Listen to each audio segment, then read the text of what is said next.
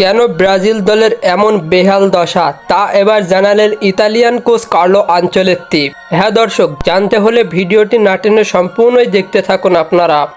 গত পরশু ব্রাজিল জাতীয় ফুটবল দলের নতুন কোচ ইতালিয়ান কিংবদন্তি কার্লো আনচেলত্তি ঘোষণা করেছেন 25 সদস্যের স্কোয়াড।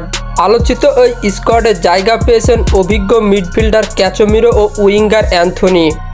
তবে সবার দৃষ্টি ছিল একদিকে নেইমার জুনিয়র। হ্যাঁ, দীর্ঘদিন ধরে ব্রাজিলের পোস্টার বয় বলা হয় যে খেলোয়াড়কে, সেই নেইমার এই স্কোয়াডে নেই। সমর্থকদের মনে তাই প্রশ্ন জেগেছে, আসলে কি হচ্ছে।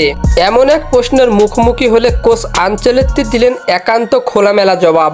তিনি জানিয়েছেন, দল ঘোষণা করার আগে নেইমারের সঙ্গে ব্যক্তিগতভাবে কথা বলেছেন তিনি। নেইমার এখনও শতভাগ ফিট নয়, আর তাই কোচ তাকে অনুরোধ করেছেন 2026 বিশ্বকাপের জন্য নিজেকে পুরোপুরি প্রস্তুত করতে। আনচেলত্তি বলেন, নেইমার একজন অসাধারণ প্রতিভা, কিন্তু আমি চাই না সে অর্ধেক ফিট হয়ে মাঠে নামুক। আমি চাই সে ফিরে আসুক তার পরিপূর্ণ রূপে। এই স্কোয়াডে আরও দুটি বড় নামের অনুপস্থিতি লক্ষণীয়, রদ্রিগো ও এডার মিলিতাও। তাদের স্কোয়াডে রাখা হয়নি ইনজুরির কারণে।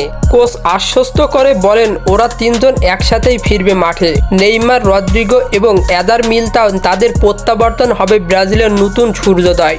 এখানেই শেষ নয়, কোচ আনচেলত্তি আরও একটি গুরুত্বপূর্ণ দিক তুলে ধরেন, কেন ব্রাজিল দলের এমন বেহাল দশা।